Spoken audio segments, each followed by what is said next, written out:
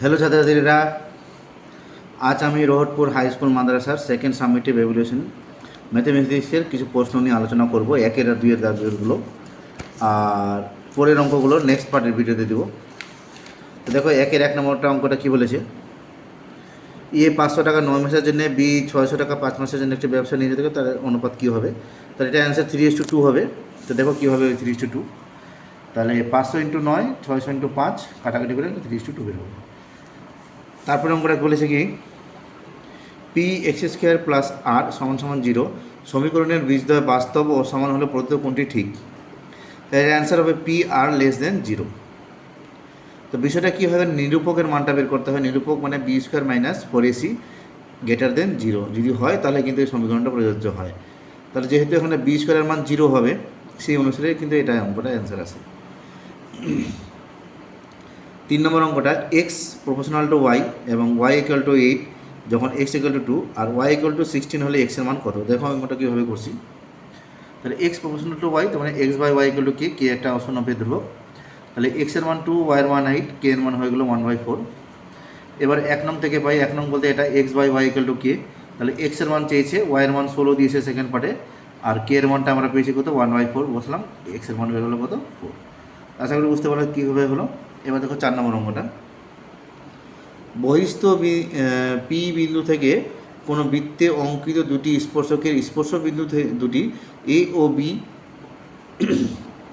এবার A B উপচাপের উপর Q একটা বিন্দু, যেখানে এ পি বি 72 ডিগ্রি হলে এ কিউ বি এর মান কত হবে? এটার অ্যান্সার হবে 126 ডিগ্রি। তো দেখো সেটা কীভাবে, তোমাদেরকে আমি একটু বুঝিয়ে দিই। তো চিত্রটা হবে এই ধরনের।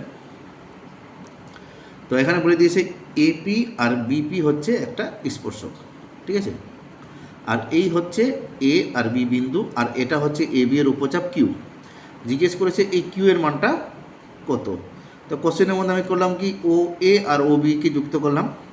তার মানে এই স্পর্শকের বিন্দু থেকে বৃত্তের ব্যাসার্ধ বরাবর যেটা সরলরেখা হবে বা বৃত্তের যেটা ব্যাসার্ধ হবে, সেই কোণটা কিন্তু এখানে কত ডিগ্রি হয় আমরা জানি, 90 ডিগ্রি হয়। এটা 90 ডিগ্রি হলো, ওটা 90 ডিগ্রি হবে, আর এটা দিয়েছে 72 ডিগ্রি। তাহলে এই সমস্ত কিছু ক্যালকুলেশন করে আমাদের এই মানটা যে বের হলো, সেটা বের হলো কত? দেখো এখানে বের করেছি 108 ডিগ্রি। তার মানে এই কোণটার মানে 108 ডিগ্রি হলো। তাহলে এই চাপের মধ্যে এই যে এ কিউ বি আছে, এখানে লিখতে হবে এ কিউ বি, এই চাপে, সরি এটা এ বি চাপে, এই চাপটা যে আছে এই চাপে এটাকে আমি কেন্দ্রস্থ কোণ ধরলাম, ঠিক আছে? তো কেন্দ্রস্থ কোণের মান হয়ে গেলো কত? 252 এওপি। এবার হচ্ছে 252 কী করে, 360 ডিগ্রি থেকে এটাকে বাদ দিলাম, এই যে 108কে বাদ দিলাম 360 থেকে, তাহলে এটা কত হয়ে গেলো? 252। তাহলে এটা যদি কেন্দ্রস্থ কোণ হয়, তাহলে এটা বৃত্তস্থ কোণ, তাহলে বৃত্তস্থ কোণ কেন্দ্রস্থ কোণের অর্ধেক হয়।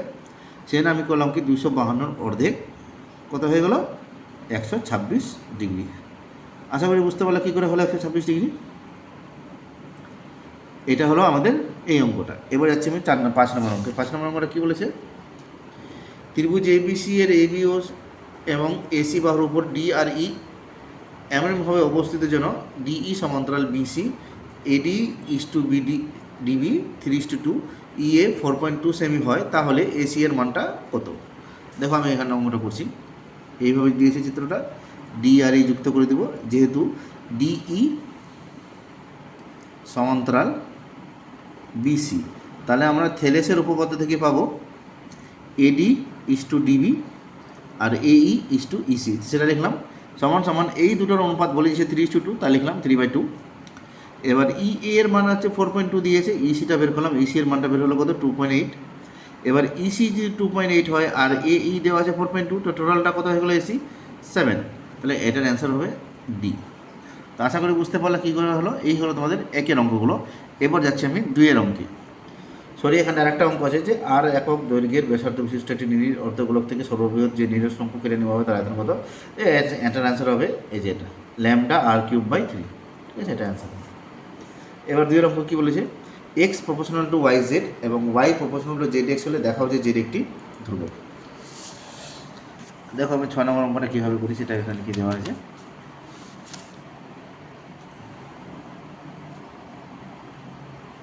7 নম্বর অঙ্ক, 6 নম্বর অঙ্কটা আলাদা আছে।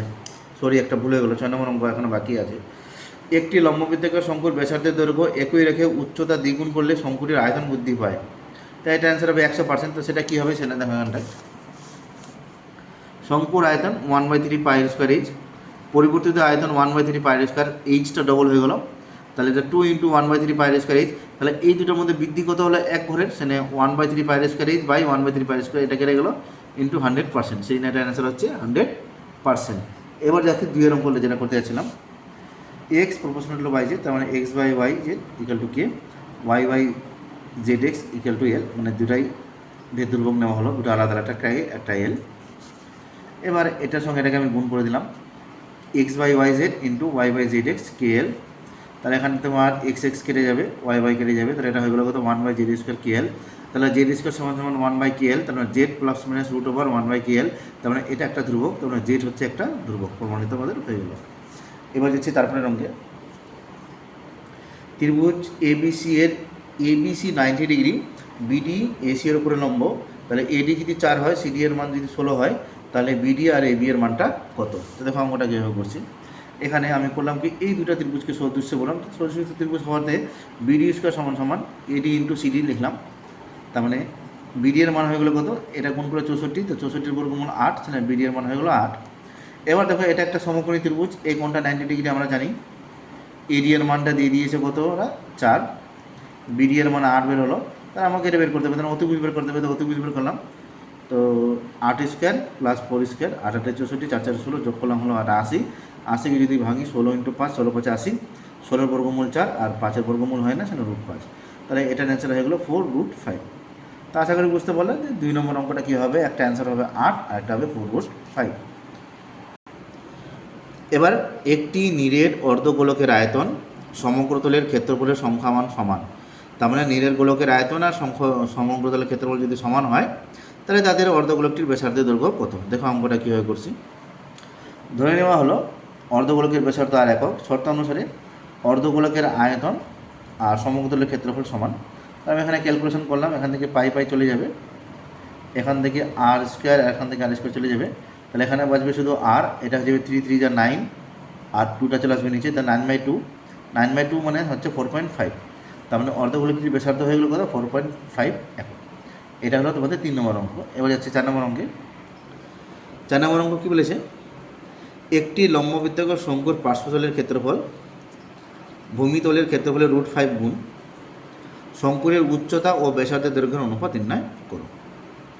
তো এই অঙ্কটা করতে হবে এইভাবে লিখলাম, মনে করি শঙ্কুটির ব্যাসার্ধ আর একক, শঙ্কুটির উচ্চতা এইচ একক, শঙ্কুটির তির্যক উচ্চতা আর স্কোয়ার প্লাস এইচ স্কোয়ার তার √2 একক। এটা হলো শঙ্কুর পার্শ্বতলের ক্ষেত্রফল আর এটা হলো ভূমির ক্ষেত্রফল। তো বলে দিয়েছে শঙ্কুর পার্শ্বতলের ক্ষেত্রফল ভূমির ক্ষেত্রফল √5 গুণ, তাহলে √5 দিয়ে গুণ করলাম।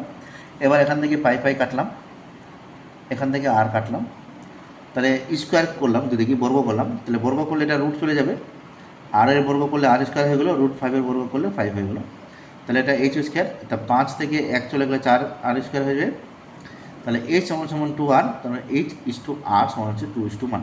তার মানে শঙ্কুর উচ্চতা আর ব্যাসার্ধের অনুপাত হচ্ছে কত 2:1। তো এই হলো রোহতপুর হাই মাদ্রাসা স্কুলের সেকেন্ড সাবমিটিভের 1 আর 2 দাগের অঙ্কগুলো। এরপরে যে অঙ্কগুলো আছে 3, 4, 5 এগুলো অঙ্ক, এই অঙ্কগুলো আমরা পরবর্তী ভিডিওতে আলোচনা করব। তো এই বলে এই ভিডিও আজকে আমি সমাপ্ত করলাম, আবার দেখা হবে পরবর্তী ভিডিওতে। ধন্যবাদ।